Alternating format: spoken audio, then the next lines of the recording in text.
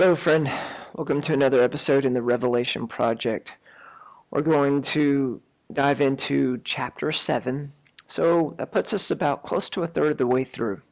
Now, up to this point, I trust you've been enjoying our journey. I remember the first time I took a group through the book of Revelation, chapter by chapter, verse by verse. It took us 24 settings. It was amazing. And so there's so many rabbit trails we could go on, so many different angles of perspective that we could go. But what I'm trying to accomplish with this journey together is a lot of the major surface highlights of Revelation that help pull out from the text the revealing of Jesus, this amazing King of Kings, this amazing Lord of Lords that we get to have relationship with. And at the end of the day, it's all about him. So Revelation chapter 7, it begins with this unique moment of John. He's kind of like observing this conversation, like this verse 1. After these things I saw four angels standing on the four corners of the earth, holding the four winds of the earth, and that the wind should not blow on the earth, nor on the sea, nor on any tree. And I saw another angel ascending from the east, having the seal of the living God. And he cried with a loud voice to the four angels, to whom it was given to hurt the earth and sea, saying, Hurt not the earth, neither the sea, nor the trees, till we have sealed the servants of our God in their foreheads. And I heard a number of them which were sealed. And there's 144,000 sealed here.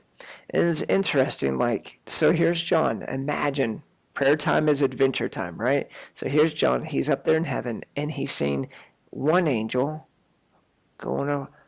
talking to these other angels, and he's observing something.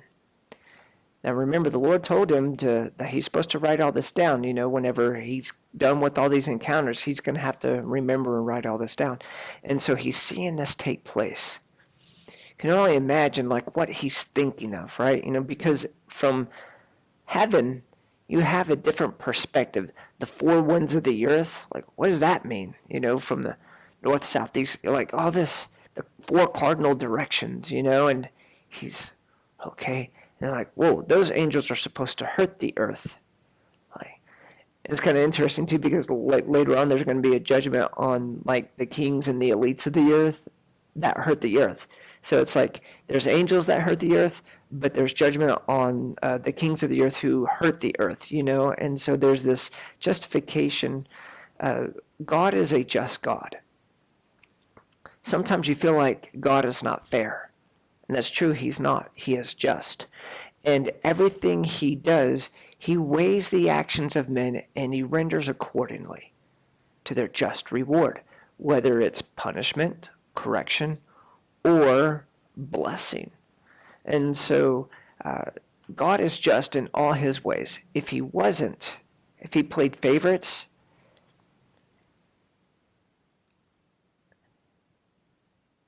the enemy would then be able to legally bring accusation against him, and all this would fall apart. But the foundations of the throne of God are righteousness and justice. So here, judgment is about to be poured out in a specific way, but before it can, there's a sealing. There's these 144,000 Jewish people that get sealed in their foreheads. These men, they're sealed up.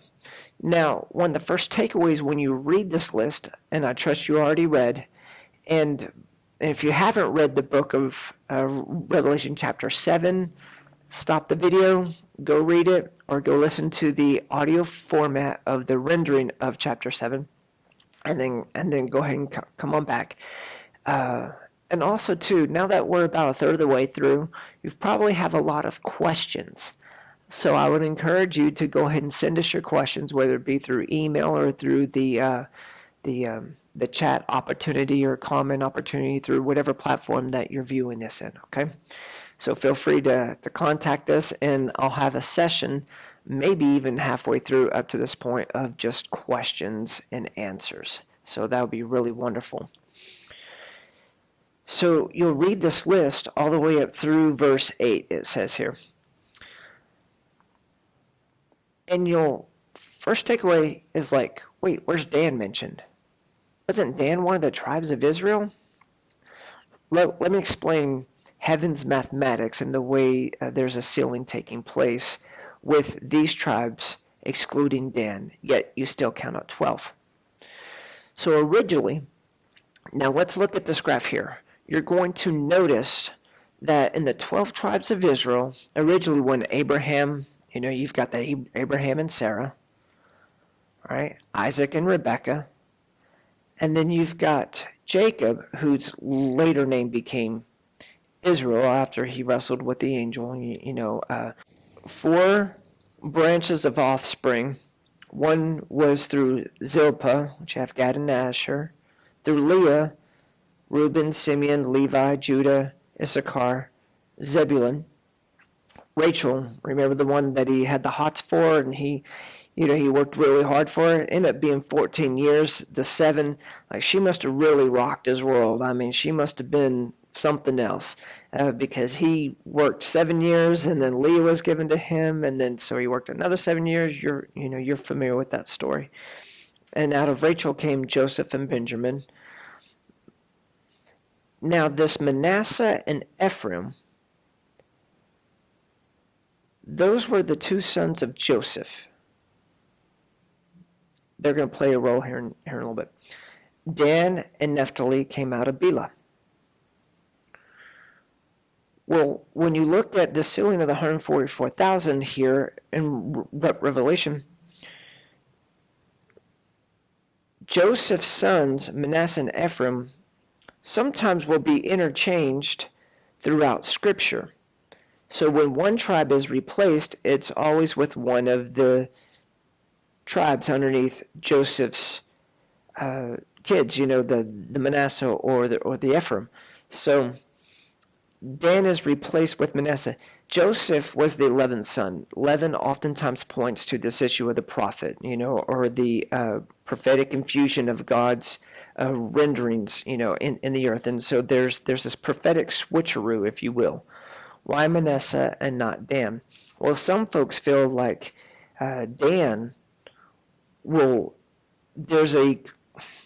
there's kind of like this cursing upon Dan because he didn't help out during the times. Well, the tribe of Dan didn't help out during the times of Judges, and there was some correction there. And so he was supposed to help go to war, but he didn't. They're in the book of Judges. And so we see like Dan is the tribe that kind of gets switched around a lot throughout Scripture. And here we see that Dan is not mentioned, so there's no descendants of Dan sealed.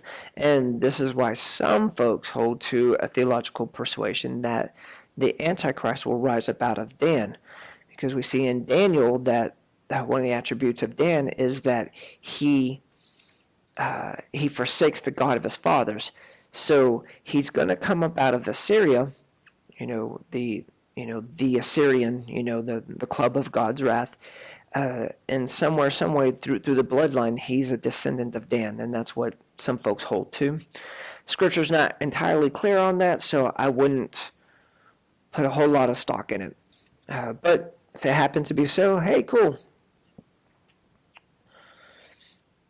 So there's these that are sealed.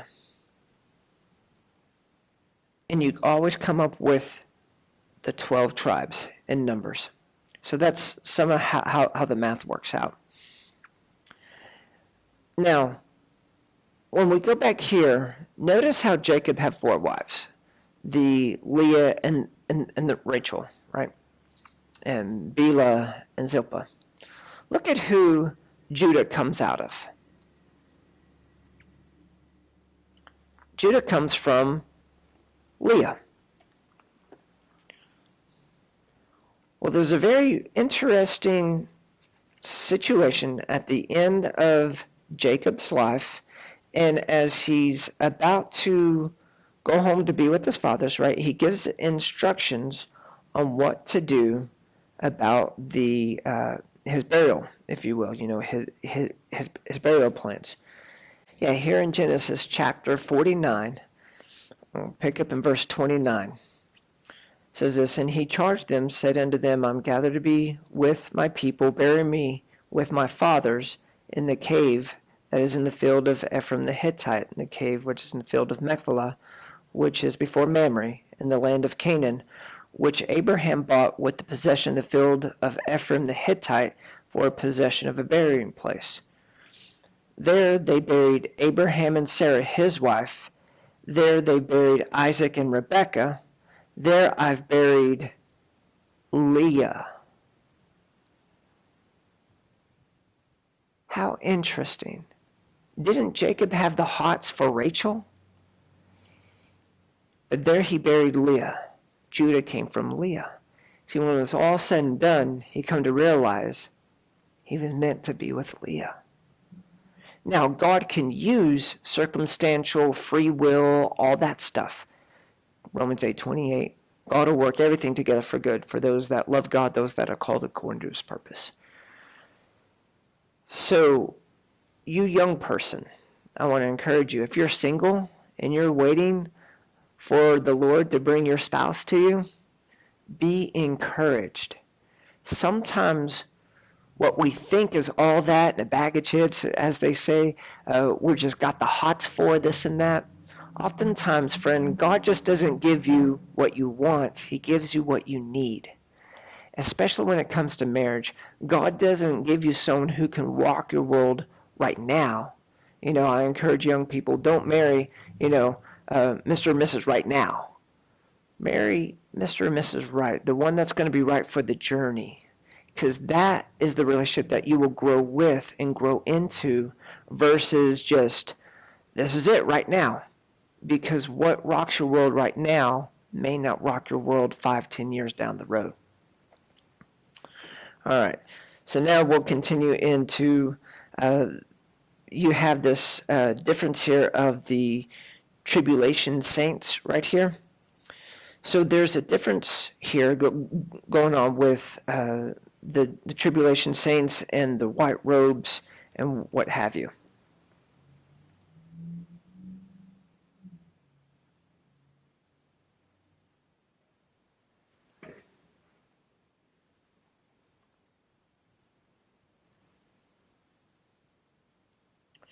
So you've got here in verse 9 through 17, you've got those that are saved out of the tribulation, saved servants, if you will.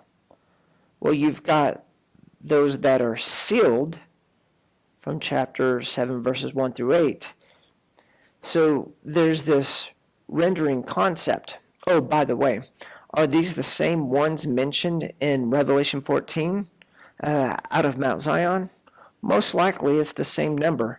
And there's something to do with the thing in their foreheads, in Revelation 14 it says that they have their name, their father's name written in their foreheads.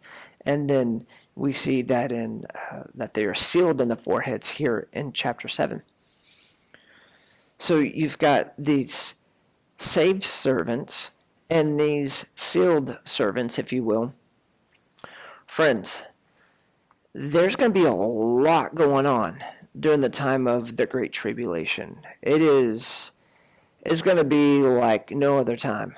Like they say, like, man, I wish I lived in Bible times. Friend, here we are. We get to live this thing out, And so there's a lot of chaos, a lot of tribulation.